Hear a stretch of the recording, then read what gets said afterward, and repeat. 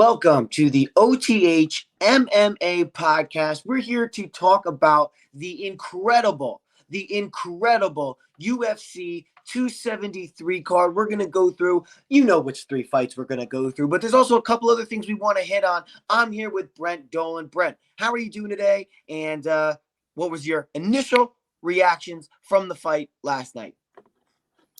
Doing good, Tom. Initial reaction, it was craziness. Personally, the adrenaline dump after the Chimaev Burns fisticuffs there, that was incredible. Incredible night. That's the word I'm going to be using a lot, is incredible, because it delivered. It was a stacked card, and it actually delivered. So it was an exciting night. I'm right there with you. And, here, there was a thing. I mean, I was, for almost the majority of that Chimaev versus Burns fight, I wasn't, some people can't sit down when they watch fights, especially some fights. Some people choose to stand. Some people stand on items.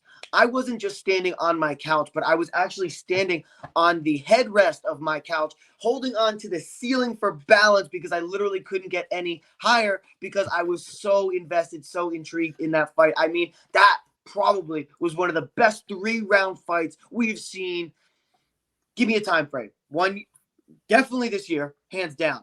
All of 2021, potentially, since 2020, you may have a good argument there. I mean, that was one of the most phenomenal fights. And then, you know what? I hear what you're saying, adrenaline dump following it, but I was just as hyped for Aljo versus Jan. That fight was nuts too. It was going back and forth. The fourth and fifth rounds clearly were Jan, and I think you have the second and third clearly for Sterling with those back takes and ultimate control on the ground. The first one is really what's up for grabs, and I think it could go either way. So, and the age-old adage, if you want to be the champ, you got to beat the champ. I understand that, Jan didn't necessarily, he wasn't the champ, and, there's all of those interesting things surrounding it, but that was a great fight. And then you go on to Volk and the Korean Zombie, and, I don't know if you saw this. I didn't, first off, but I was on perusing Twitter today, having my coffee as I normally do, and what I saw is, going into that fourth round, the fighters, they touch gloves, and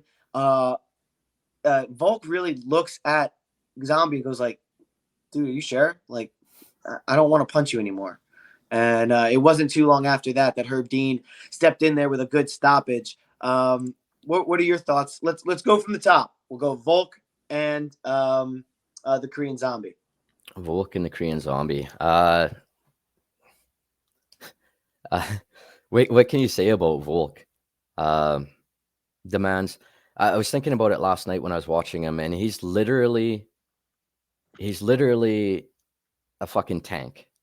That's the best way I can compare him to anything. He's a tank with multiple weapons attached, and he can throw them and use them at any moment, standing on the ground. Realistically, I don't remember a moment in that fight where the Korean Zombie really had Volk in any kind of trouble. I mean, we had no T-City moment where we thought this is going to be it. Volk just went out there and fucking did his thing, casual as can be. You would never guess it. He was fighting and defending a world championship. And on the other side, I mean, Korean Zombie is as tough as they come. There's never been a better nickname for a fighter than Korean Zombie, because you know what, if Herb Dean, and I'm glad you brought that up there, Tom, about the good stoppage, because it was time. It could have been stopped. We didn't even need to really go into that fourth round, as he said. But the Korean Zombie is not going to fucking stop. So Herb Dean had to step in, save him from himself, because the guy just doesn't go down. He's a zombie. Yeah. Craziness. And it was a great way to cap off an exciting night. No, you're exactly right. I only wish that maybe we saw a stoppage like that, maybe with Brian Ortega, or maybe Calvin Kattar, or maybe Giga Chikadze, and some of these guys that clearly lost the fight, going into the championship rounds where, they're down three rounds to none. I mean, I guess they could potentially get a flash knockout. MMA, anything can happen, but yeah, it wasn't looking good for TKZ there, and that's just evident by the lack of protesting, obviously, from both him and his corner. But I was saying going into this, Zombie is awesome, both as a fighter, as a nickname, and as an idea. But when you really think about how a person can get the nickname like the Zombie and why he's called the Zombie, he gets punched in the face and he keeps moving forward. And that's not to say, that he's not a phenomenal fighter, or, that's not a knock potentially on his defense, even though he does, like to scout those punches with his chin out there. And ultimately that is going to be, a high risk, high reward situation. I didn't see him winning this one, especially not at 36 years old with all the damage he's taken throughout his career, continuing to take it. I mean, this is a guy who he's got a lot of popularity on YouTube, a lot of popularity in South Korea. He's got his energy drink coming out. He's got a TV show. The guy doesn't really need to fight for, income. He's fighting because it's who he is and it's his personality. To be honest with you, Brent, I think this is the last time that we saw the TKZ in a UFC octagon. And potentially any octagon. I don't see why this guy would continue to fight unless it's something that he just desires to do, which, hey, it could be the case, but I don't know why you would continue to risk the brain damage when you have all of this other things. I know he's got a family and, I don't know why you would, continue, but to each their own. And, we gotta put some shine on Volk, man. I mean, he is the pound for pound best in the world right now. The rankings will come out on Tuesday. We're recording this on a Sunday, as you can tell by my tired eyes and my little bit of hungover voice, but that's neither here nor there. I had a great time watching the fights. I can't wait. And this is a little bit unfair because I was gonna say I can't wait for the next one, but to compare, the upcoming cards to what we just saw is unfair to the upcoming cards. But Alexander Volkanovski is the number one fighter in the world right now, pound for pound. I think there's nothing that he's even bad at. He's great at everything. You didn't see Zombie attempt much grappling or ground game, and maybe that's a strategic decision. Maybe he understands that, hey, that's not an area where he can win. What does TKZ have that Brian Ortega doesn't? As far as grappling goes, as far as jiu-jitsu goes, I don't know. I mean, if this is a guy in Volkanovski who was able to get out of Brian T. City, stands for Triangle City, get out of his triangle after being in a crazy tight guillotine, one of the tightest guillotines we've seen. Yeah, man, I didn't see where TKZ could win this. Ultimately, when I was recording with Jamie earlier this week, he said that it could have been a minus 10,000 for Volk. I think that's crazy when, anything can happen, but I at the same time, with that performance, it went out and it showed that, maybe Frodo wasn't too wrong there. So, I think Volk is the best champion. And here's the thing: he's doing everything you want to do as a champion and solidify yourself as an all-time great. I mean, he's fighting everybody. You want to talk about? There's a lot of people who talk about like strength of schedule when it comes in, and that's definitely something to look at. But you want to talk about the hardest strength of schedule, the toughest opponents faced for a singular fighter. And I think you really got to give Volkanovski the hats off. I mean, this is a guy who's fought the who's who of the division. He's cleared out the division that was very, very, very competitive for a long time. I don't know what he does at this point. I don't know who else there is for him to fight. He's cleared out the division. Obviously, he's going to do, max 3. And if he wins that one, I mean, at that point, you got to start looking at like a move to 55, right? Like, and be double champ. I mean, what else is there for him to do at 45? Yeah, I don't. I'm just looking at the rankings here in the featherweight division, and you hit the nail on the head there. He's cleared out the division. What else is there?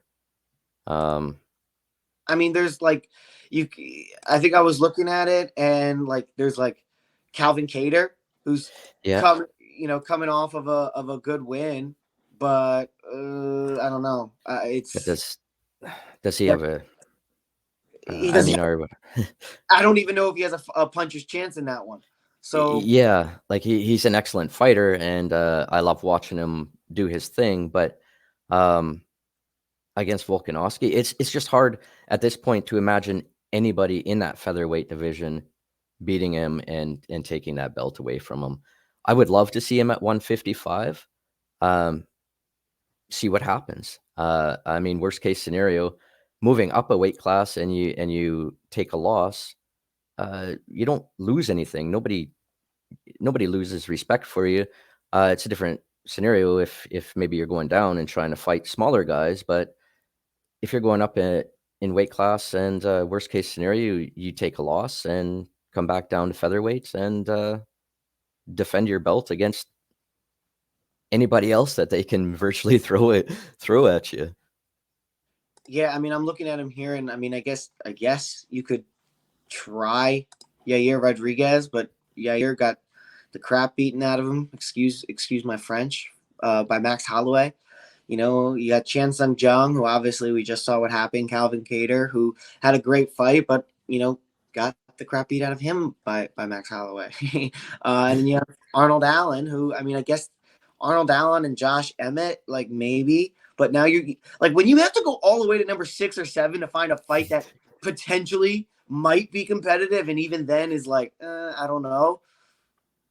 I mean, hats off to Volk. Moving on. I don't know if there's anything more to be said about that. I think sometimes when there's nothing to be said, we all just kind of agree, like, yeah, that guy's the number one, man. And I mean, here's the thing. Usman's had some really close fights lately, and I don't think he's been as dominant as Volk has. So I'm really interested to see what they try to do with Volk. I mean, I shouldn't say that, because we all know what they're going to do next. It's very rare that we know what the UFC is going to do next. Moving down the card, Aljamain Sterling, Petr Yan. I think I was one of the few dissenting voices who was standing on the table pounding for Aljo, especially as we got later in the week. If you go on YouTube, you can follow my other account. It's called Pickin' Winners on YouTube. The specific show is called Pickin' Fights. And then I did another podcast yesterday before the fights with Men of Order. You can find them on YouTube as well. We'll link in the description. But I mean, I was pounding on the table for Aljo, where I was basically saying, like, when you saw the emotion in his eyes, in his face, in his body when he got on the scale. He got on the scale. He made what was it, 135? And they said 134 and a half, right? He kind of looked down. He wiped his face a little bit, collected himself, because I think there was a little bit of emotion shining through, and he goes, "I'm back, baby. It's been a long time." And then he lets out just such an impactful, emotional scream that, you felt kind of in your heart and in your soul. You go, that's a guy that reminds me a lot of the type of passion that Alexander Volkanovski fights with. And, Volkanovski, they did put a fabulous montage together for Volkanovski leading into the TKZ fight, where he's talking about being in that guillotine by Brian Ortega, and they would always clip to him kind of being underwater and scuba diving. And I think it was a really perfect analogy, because as soon as he got out, they had him come up from the water and he could breathe again. And it was really, really well done. But he's talking about, like, the lights dimming, and he's like, this can't be it. And I'm getting a little choked up just talking about it, because you feel that emotion when these guys are being so genuine. And, that type of feeling you get. And then Volk gets out and he starts beating the crap out of Ortega to win the round. That I felt that, man. Like, it gives me chills just thinking about. And that's the same emotion, the same feeling I got when Aljo stepped on those scales. And he let out that scream, and then you kind of juxtapose that with Petr Yan and his, like, helium yell. Yeah! Like, it didn't have the same jive for me. And Petr Yan coming into this being really aggressive and almost being angry. And I think you have an angry fighter who sometimes that can get in the way. And maybe if he wasn't so angry, a little bit more calm, cool, collected, like, maybe he would have put himself in a better position to win. But I saw emotion and heart and drive from Aljo, sorry. And I saw more of, an anger and a revenge from Yan. And of those two emotions and feelings, I was picking Aljo. And a lot of people were discounting Aljo, his ability, his skills. I don't really know why, because the poor guy had an adrenaline dump following the first round of his first championship fight on an incredible run. And then even in the third and the fourth round, right, he's still landing, not with much power or anything, because he didn't have anything to offer up with the lack of stamina and cardio he had at that point. But I was and you bring in the neck, and his inability to train sufficiently because his neck was always bothering him. He doesn't have that as a problem now.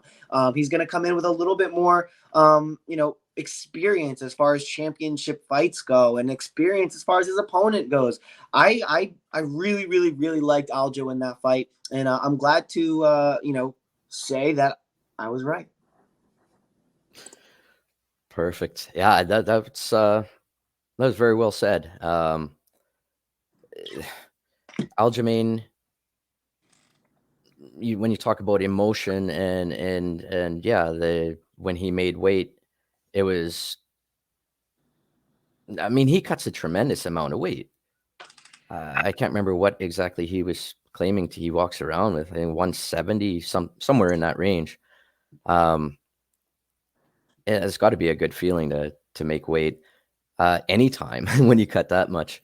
But I originally, before this, kind of leading up to this fight, I picked Jan to win overall, and I like watching Jan do his thing out there. I think he's very well versed. He's fun, fan friendly.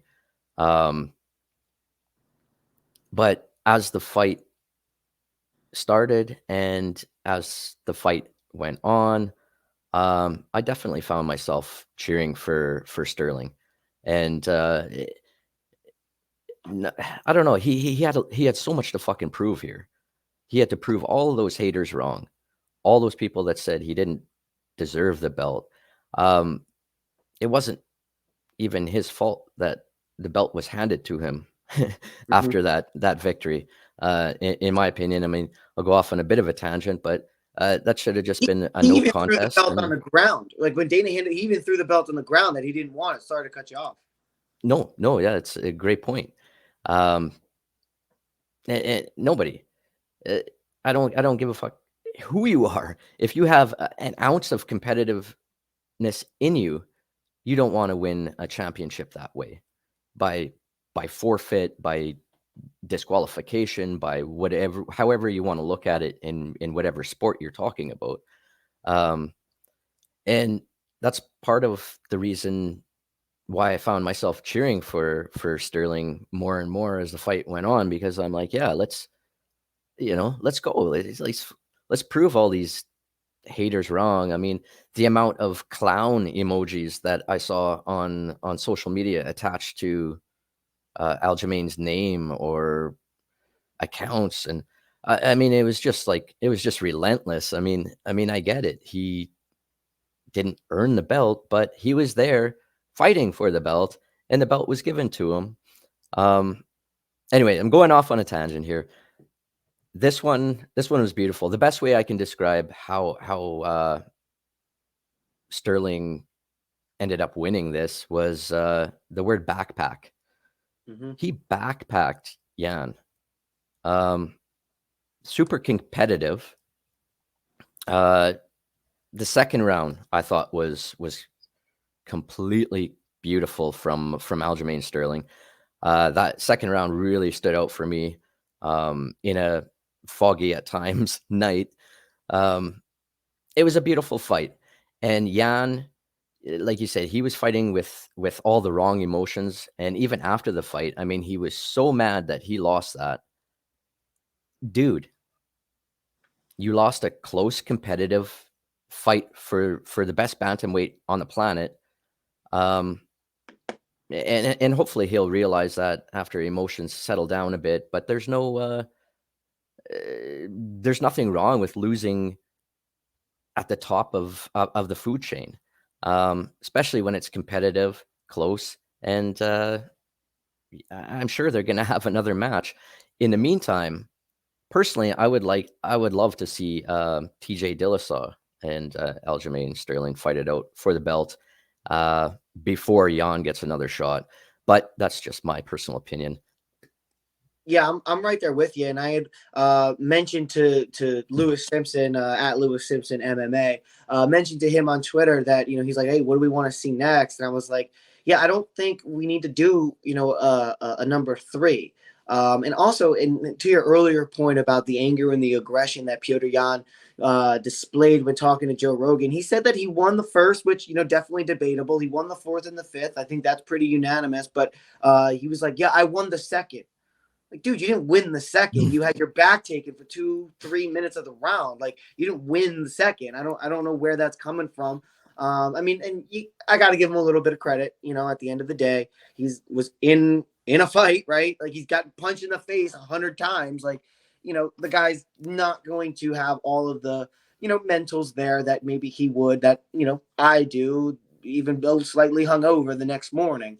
So I don't want to criticize him too much, but yeah, at the end of the day, I think he lost an extremely close fight. It definitely could have went his way, but it could also knock on his way, and that's sometimes why you don't want it to go to the judges. And if he was that upset about it, dude, you should have finished Aljo. I mean, and that's really what it boils down to. And side tangent, I think the UFC should move away from the win and the show bonus and move to or win in show pay and change that to show pay being 75% of what that combined win. So say you're a 10-10 fighter, you should get 15 grand to show and then an extra 10 for a finish.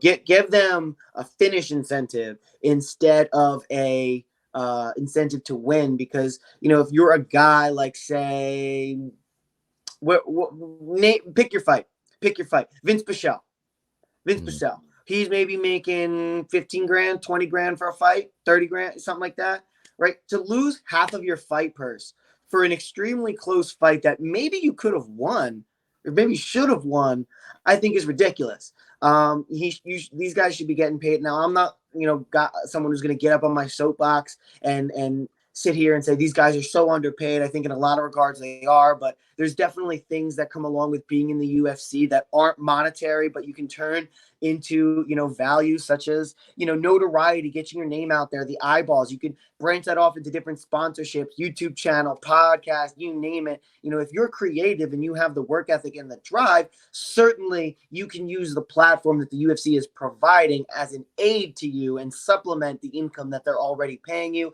On top of that, they have the fan voting, which I like a lot. They're paying them in Bitcoin, which I think definitely could be a much greater value in the future. So these guys, they don't get paid nothing. But at the end of the day, the UFC is a business, and the UFC wants to incentivize great fights. And I think the way you do that is not with a show and a win bonus, but with a show and a finish bonus. What are your thoughts on that? No, I like that idea. There's been a lot of talk recently, a lot of backlash about the show win pay. I mean, you got a guy. I'll say a guy that Mike Mallot, who's on the card, making his UFC debut. I mean, what is he gonna get paid? 10? I'm assuming entry contract, 10 grand, 10 to show, 10 to win. I'm wrong. And we're talking about a guy who's got to not only try and train to fight with the best out there, but he's also got to work a full-time job to put food on the table, put a roof over his head. You don't see that in many other sports, being Canadian, a hockey player makes it into the NHL, the biggest platform there is for hockey. They're not working a 9 to 5 and then going to play hockey afterwards. There's a lot wrong with the MMA pay structure.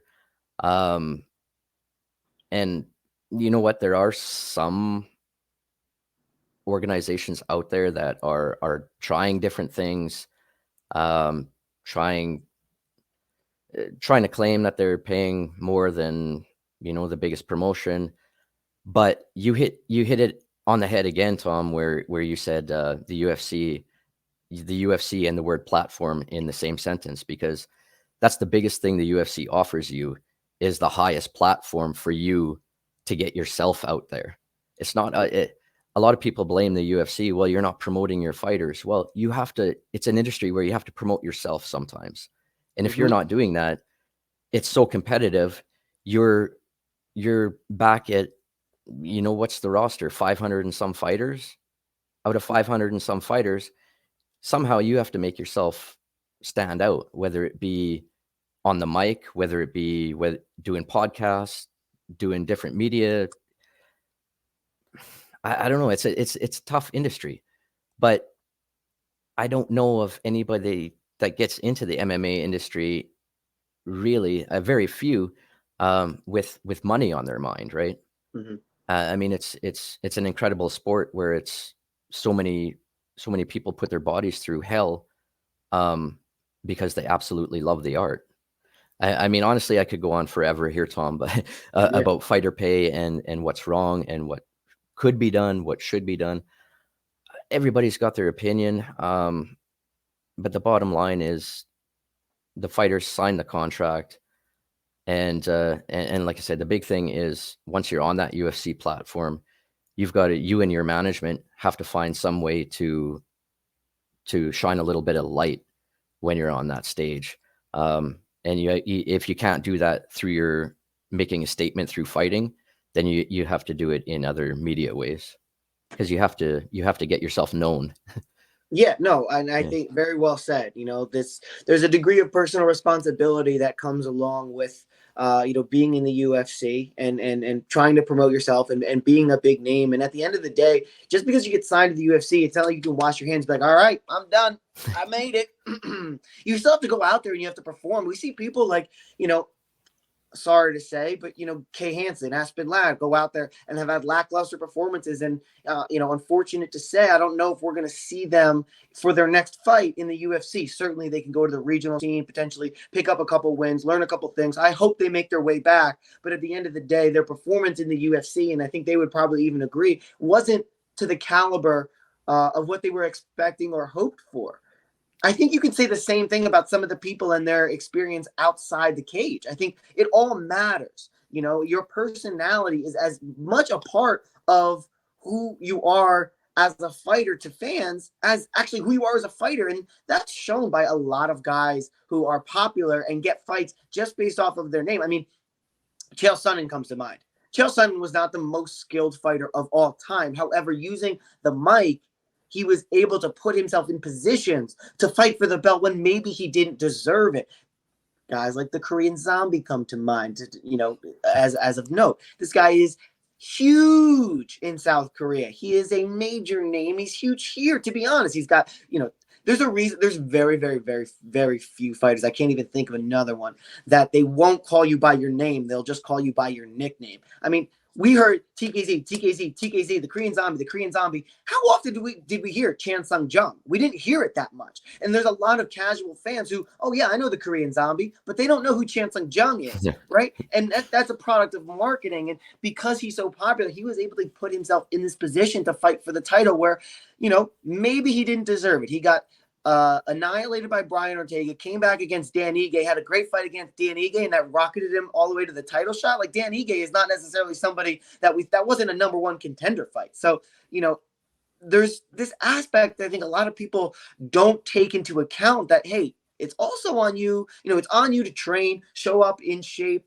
put on great fights, but it's also on you to promote yourself a little bit. The UFC is doing their part by giving you the platform, but you got to go do something. So I'll get off my soapbox a little bit about fighter pay and promotion and all of that. And I want to hit on something, and we talked about this in our pre-show meeting a little bit. You wanted to talk about Mike Mallot and his fight over Mickey Gall. And, I'm originally from New Jersey, so naturally I'm going to have a little bit of an alliance with Mickey Gall, and I think he's from Greenbrook, New Jersey, but he had to leave there, and he's a good fighter. Don't get me wrong; he's a guy that grown up in the UFC, but geez, I saw a lot of people stressing about the Mike Mallot pick and him being, I think, minus 180 or maybe even higher than that, minus 200 or something like that, saying, oh, this guy has like 30 seconds of fight footage, and we're riding with him against Mickey Gall, who's been in the UFC for a while. And I mean, he showed it. I mean, and then here's the other thing. I was listening to Jessica Rose Clark talk about it, that, you know, he's one of her coaches. There was plenty of fighters who made the trip to watch Mike Mallot fight because he's one of their coaches, and he's out there at Team Alpha Male in Colorado, and I think he has 3 titles. He is the jiu-jitsu coach, he's the Muay Thai coach, and I forget what the last one is. It may be cardio or strength and conditioning. I don't know what the last one is, and I do apologize to Mike Mallot and all of his fans if you're watching this. I'm sorry. Like I said, had a couple too many bourbons last night, so my recollection isn't there the way it should be. So I do sincerely apologize about that. But, you know, I was watching another podcast. I was watching Fight Night Picks, and they mentioned, like, hey, when you get the bout agreement, and you see Mike Mallot and you see all of these accolades, what do? A guy who is at Team Alpha Male, a high caliber gym, who's also the jiu-jitsu and the Muay Thai coach, like, what do you do with that? Like, this guy is clearly well-versed, and he went out there and he showed it, and he hit Mickey Gall on the button a few times. He was landing straight shots. He was landing hooks, and it was hitting right on the off button. And ultimately, at the end of the first round, it's when it got him. It knocked out Mickey Gall. The canvas woke him back up. It was a very weird stoppage. You know, you think that he maybe should have stopped it once, you know, Mickey Gall was clearly out cold, but then the canvas woke him back up, and then it almost looked like, a couple shots, hammer fist from Mike Mallot were getting in there, but it looked like Mickey Gall was starting to defend himself and roll over and try and get into maybe a close entanglement, or just pull Mike Mallot in, and then that's when the ref kind of shoved his leg in, like, kind of nonchalant. Like, if you're a ref, like, you get in there. Like, it shouldn't be a half, should I or shouldn't I? Am I doing this? He kind of like casually was like, oh, here's my leg. Like, let me just stop the fight. It was very, very bizarre, but nonetheless, all credit to Mike Mallot. I think he went out there and he showed everybody, he showed everyone who was potentially doubting him why they shouldn't have doubted him. What are your thoughts as the Canadian on the Canadian? I love the debut. And I'll be completely honest, I'm not very familiar with Mike Mallot. I mean, there's so many fighters out there to try and know of all of them. It's just impossible, as we all know. But going back to the UFC being a platform, now I know who he is. Now I'm vested in him because he came out, got a finish, put on a fantastic show in his debut. A left hook from hell. Like, you know, in the cartoons, when someone gets hit and their head spins around, I envision that happening, like, with Mickey Gall there. It was just, it couldn't have gone better, really, from him. We didn't get a lot of footage from him still, because it wasn't it was first round, I believe. First round finish for him there. But he did face some adversity. He got popped. I think it looked like his nose was busted. I mean, you get your nose busted. Never mind, set aside the stinging pain, your eyes watering is usually the biggest one for me. To be able to fight through the eyes watering and stinging and still land shots and throw combos. And just one more thing I wanted to touch on him that made it even more beautiful was the fact that he was donating his $10,000 win or her show money to child with cancer. Yes, I believe it was a young girl, somebody within the gym or somebody's daughter. I'm sorry, I don't know the complete details, but the important thing is that he was doing that, and it was beautiful to scroll through Twitter and see some of the MMA community come together, because he's getting donations from everybody. I believe Dana White even said, hey, "Keep your money, kid. I got your 10 grand." Jake Paul came in and said, "Here." Yeah. I love when Dana does that. I think he did it recently for somebody else, where he's like, no, you take your money and no, it was Bryce Mitchell. It was Bryce Mitchell, right? A couple weeks ago, and he's like, "Oh, I'm going to donate to this," and Dana was like, "Well, keep your money. I'll donate that." And then Bryce was like, "Okay, well then they're getting 2 donations because I'm still giving it." So you love to see it. It gets me a little choked up just thinking about it. And for all the slack that the UFC takes, they certainly do a wealth of good, and that's just an example there. And yeah, that was, it was great to see, like you said, beautiful moment. And it was kind of funny because he shouted out his Instagram, and the fans kind of booed a little bit, and then he's like, "It's for a kid with cancer," and they're like, "Oh, okay. Well, I guess that's cool then." That was great. Hey, we're getting a little bit up to the time here. Before we go, I want to talk about, I can't believe we're 35 minutes in and we haven't mentioned the name Khamzat Chimaev yet, but also Gil Burns. Who did we learn more about? Khamzat Chimaev or Gil Burns? What say you, Brent? Oh, that's a tough question. Honestly, I'm going to say we learned a little bit more about Khamzat. Just for the fact, because we've never seen him being pushed like that. We've never seen him face adversity. We've seen that from Gilbert Burns in the past. We all know how tough Gilbert Burns is, ranked number 2 in the division going into the fight for a reason. I'm still blown away by this fight, and I want to watch it again today, just because there was so much adrenaline, so much. I mean, I'm sitting here. I was watching the fights last night by myself, and I'm sitting here screaming at the TV. Mm-hmm. To be honest, I was cheering for both men in this one as well. Yeah. Because especially, that first round, the first minute of that first round that's what everybody was thinking, right? Is Gilbert going to survive here? Mm-hmm. And he got popped. It was close. It was close to being stopped. Gilbert proved his toughness. I mean, he was split open early. I think it was on the top of the head, so it didn't really, not much, but blood everywhere. Right on the hairline, I think it was. Yeah. And that's a bad place for it to bleed, but nice. Yes, exactly. Luckily, it didn't seem to really play that much of a part. Burns survived the first. Now that's a huge feat itself. He dropped Khamzat in the second. It was pure insanity. I don't even know what to say, Tom, about this fight. It was, if you want, this is like modern day Griffin Bonner, if you will, because this fight it was incredible. It's the best fight that I've seen, like you said, in at least a couple of years. I mean, I know it's hard to fight. Best 3-round fight. Yes. And I would have loved to see 5 rounds of that. I don't know if my heart would be able to take it. I know, that's why I breathed a sigh there. I mean, I'd like to call that fight cardio motivation, because you ever been on the elliptical, on the stair stepper, on the treadmill, on the name your cardio death device of choice. Throw that fight on, and I guarantee you will go harder and go longer than you were expecting or planning to do, because it will take your focus. It will energize you.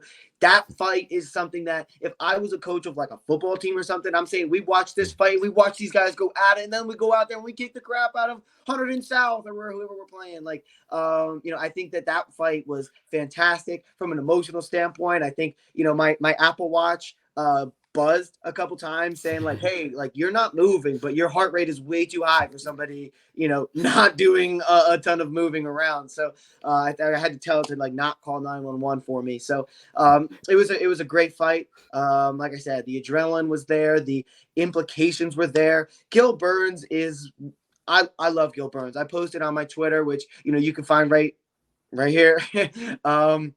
A couple different clips of him and Khamzat at the press conference where I find Gil very funny. He was, I'm gonna kill you.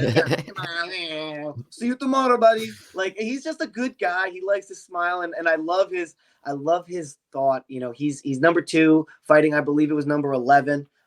He lost, and I don't know if, there was a couple people who thought that maybe he won. I don't think that that was really the case, but I think Khamzat was definitely the clear winner there. But when asked about it, he's like, you know what, I'm here to fight the best, and I want to be champion one day, and that involves me fighting the best. And he was a good competition, and I can't wait to fight the next good competition. I'm here to fight. I'm a fighter, and dude, I love Gil Burns. He's a top 5 favorite fighter of mine, even after a loss. And I think to the initial question is, who did we learn more about? I would argue that we might have learned a little bit more about Gilbert Burns, about his mentality. And, hey, we were all talking about this fierce competitor, this fierce grappler who's way bigger and stronger than Gil Burns is. Naturally, a 155er he is, and Khamzat is 85, potentially can fight at 205. I don't think that, the hype train for Khamzat was derailed per se.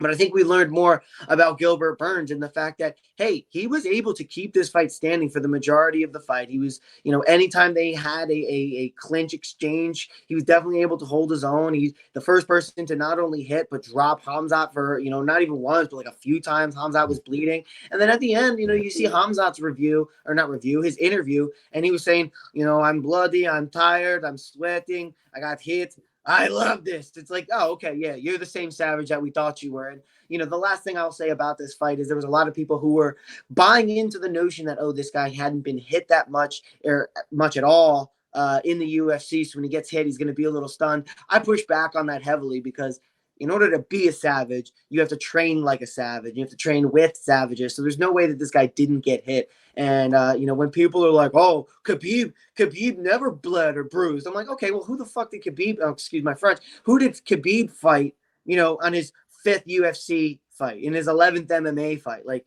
dude, Khabib had a little bit of the boxing mentality where, he was kind of like, let's give you some lesser competition, some guys who've lost before. Let's, bring you up the right way. And I think that's what bought in or added to, Khabib being 29-0 or,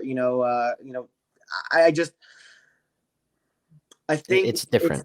It's different. It's hard to compare those two. And you look at the dominating fashion, the knockout. I mean, you show me where Khabib knocked the guy out on the feet, especially a weight class up. You show me where Khabib fought, 10 days of each other and was a marauder and beat both guys in dominant fashion in his first few fights. And, as Khamzat is moving up the list here, moving up the rankings, he's going to fight better guys. And in his style, that aggressive moving forward style, he's going to get hit too. It's going to happen. He quite possibly could be the best in the world at that weight class, potentially at 85 as well. I think we learned, a good bit about him that, okay, yeah, we thought he belonged. Now we know he belongs. The people were still considering this. Gil Burns is going to be a real test for him. And I think he passed the test with flying colors. He showed that he was able to get hit. He showed that he was able to get dropped and pop right back up, that he's going to continue moving forward. It's not going to impact his fighting style at all. It didn't discourage him in any way. Some people thought that he would get hit and then he would be a little bit more tentative. Not the case. He showed that, even if he doesn't get, that was the first time I think we've seen him attempt a takedown and actually not complete it. It didn't discourage him either. I think, the UFC is on notice, and Colby Covington, I would be shocked if he accepts this fight with Khamzat Chimaev. It's funny you say that because that is the fight that I want to see next. And the only reason I want to see, well, I mean, for obvious reasons other than violence, Okay. you know what, did Chimaev, I mean, the big question, did Chimaev earn a title shot in his victory over Gilbert Burns? And in my opinion, let me ask a clarifying question real quick before you give your opinion, if that's okay. Yeah, for sure. Did he earn a title shot, or did he earn a title shot over Leon Edwards? That's, I think, the question. I think we all think he's going to fight Kamaru Usman soon, right? In the right around the corner. But the question is did he do enough in that? And does he have enough of the, again, back to what we were talking about, outside the UFC presence and personality that people want to see him, that maybe Kamaru would want to take him on for the pay-per-view points, for the buys? Like, did he do enough, in your opinion, Brent, to jump Leon Edwards for the title? Let's not take into account what Dana says. That fight's not done yet, and Dana lies. So what do you think? Flat out, no.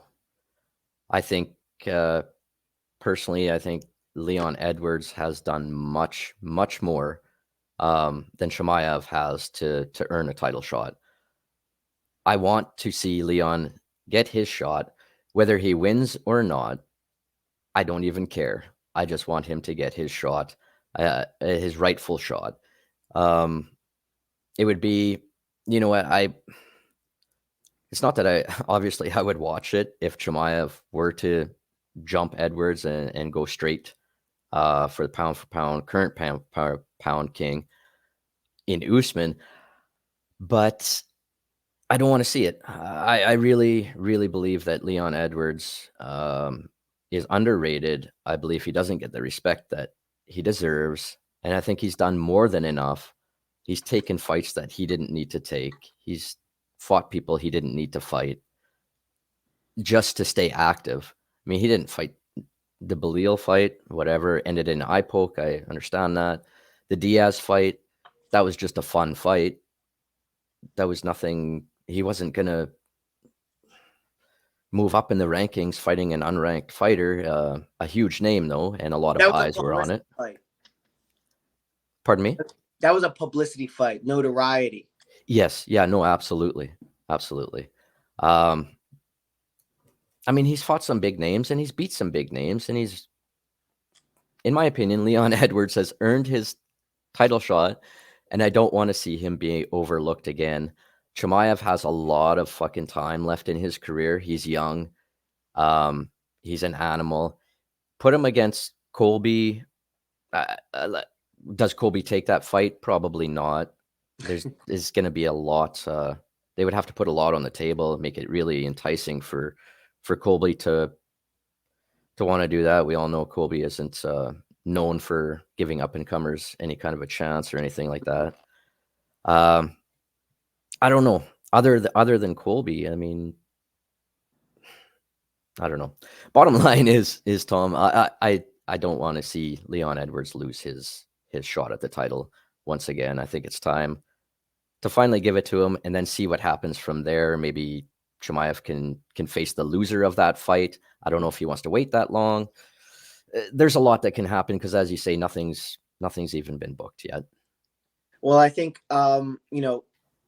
it's interesting for Kamaru Usman, and it takes two to tango, right? You got to get two signatures in order to have a fight. This isn't boxing where there's a regulatory committee that's going to demand you fight somebody.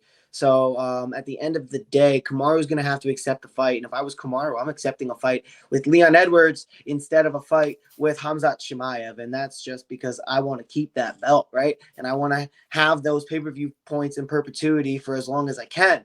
So I don't think we are going to see Khamzat fight Kamaru, or I mean, maybe we will, but I think Khamzat's definitely not going to jump Leon Edwards, so to speak. And they say Colby's next, but a lot of the hype reason behind Khamzat Chimaev was the fact that he was fighting at 70 and 85 at the same time.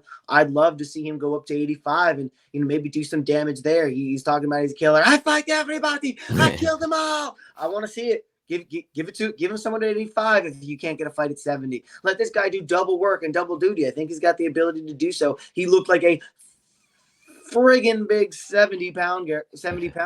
I think he would look blend in a little more at 85. I'd like to see it. And Israel Adesanya was saying, yeah, he's a beast at 170. But let's not start talking about him as a beast at 85. He beat one unranked guy at 85. Let's slow the roll. Okay, well, maybe his 170 for some people, his 170-pound hype train had slowed down just a touch. We'll speed it up by going to 85, and that's something I would really like to see if you can't get a fight booked at 170. We went a little bit over here, Brett. Yeah, what's going on? I just wanted to add to that. That's a great point. 185. Because I think eventually that's going to be his weight class. You looked at him during the weigh-ins, during the official weigh-ins, when he actually weighed in at 170. The guy looks dead. I don't know how.